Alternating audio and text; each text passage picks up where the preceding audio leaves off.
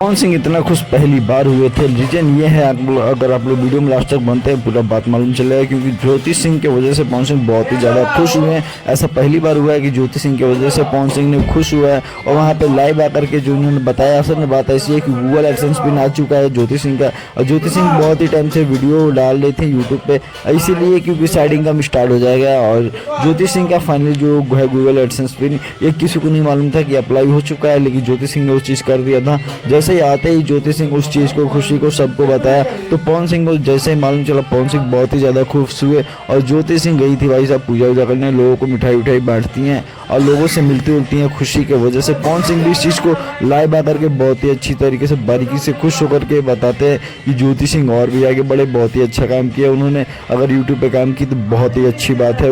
और गाइस मैं बता दूं, अगर इस चैनल का पूरा फुल वीडियो देखना है तो आप नीचे देख सकते हैं, वहीं पे मेंशन है, वो लिंक पूरा जाके आपके वीडियो देख सकते हैं। और चैनल को सब्सक्राइब कर लीजिएगा, बाकी भूलिए मत, जरूर वीडियो पूरा देखिएगा।